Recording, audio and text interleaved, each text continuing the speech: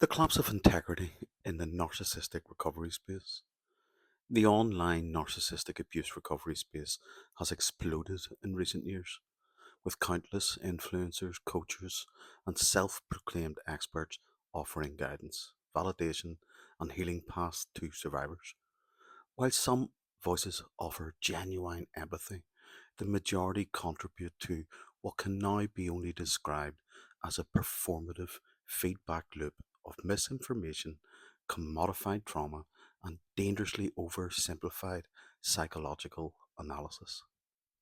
In contrast, mirrored psychic inversion theory, MPIT, rooted in symbolic systems, object relations, and clinical precision, offers a profound corrective. MPIT is not just another framework, it is a reclamation of intellectual and affective integrity, and in combination with the rigorous psychoanalytic work of Professor Sam Vaknin, it reveals the gaping void beneath much of the popular content, a void of reflexivity, symbolic insight, and structural understanding. This talk will take aim carefully but unapologetically at the most pervasive distortions propagated in the narcissistic recovery industry.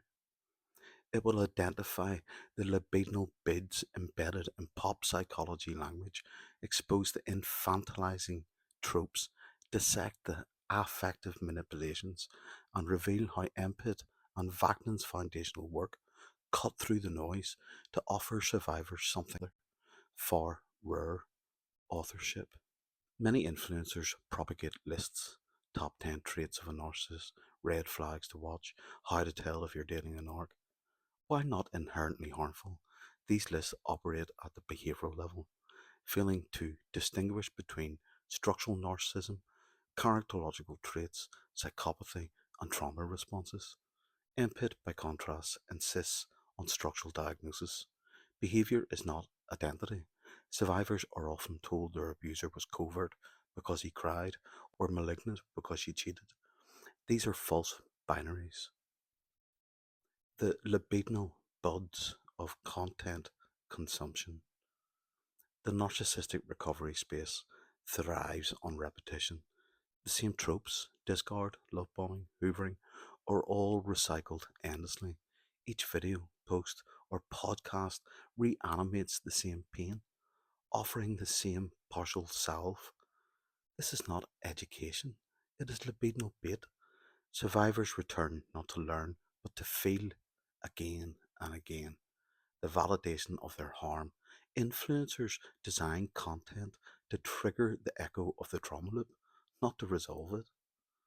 MPIT identifies this as a secondary loop, a meta fantasy in which recovery content mimics the shared fantasy itself. The influencer becomes the new redeemer, the survivor performs their pain, and nothing changes. The overuse of future faking and gaslighting. These terms, while clinically adjacent, are often used in ways that conflate narcissistic behaviours with psychopathy or Machiavellianism. Vaknin has made it clear future faking is not a narcissistic trait, it is psychopathic. Narcissists are delusional, not deceptive. They believe their grandiose fantasies in the moment. When influencers reduce complex attachment collapse into he just lied about the holiday, they erase the shared fantasy mechanism, the mutual co regulation, and the deep libidinal structures involved. Gaslighting, similarly, is overly applied. Not every disagreement or denial is gaslighting. MPIT reframes gaslighting by equivacy, confabulation, through symbolic inversion. It's not merely deception, but the forced inhabiting of the narcissist's reality through mirrored empathy. It is not lying, it is self erasure. The infantilization of the survivor. Much content assumes the survivor cannot handle nuance. Videos are filled with phrases like, don't worry, you're not the narcissist, or you did nothing wrong. Well, while well meaning, This reinforces dependency and bypasses critical inquiry. Wagner's model and MPIT alike demand far more from survivors to confront their own false self adaptations, to map their reflexive loops, to reclaim their symbolic agency. This is not harshness, it is respect. Real healing requires confrontation, not coddling. MPIT does not soothe the pain, it dignifies it by naming its structure.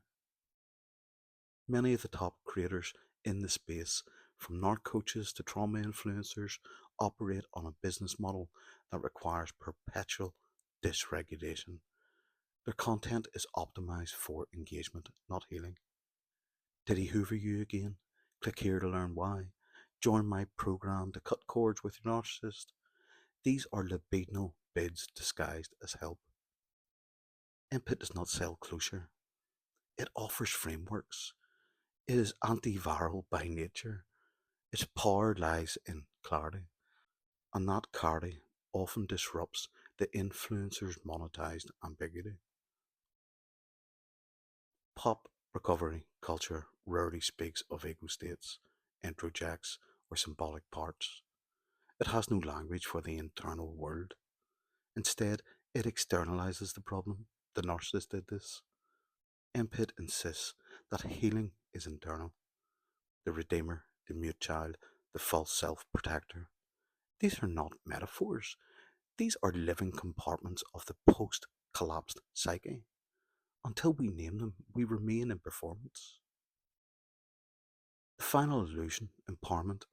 Influencers often end videos with affirmation. You got this. Block and never look back. These phrases are seductive but hollow. They offer premature closure to a process that takes years. MPIT honours this grief, the fragmentation, the rage. Wagner, likewise, does not sell triumph. He names pathology. The narcissistic abuse recovery industry is saturated, not just with noise, but with narcissism.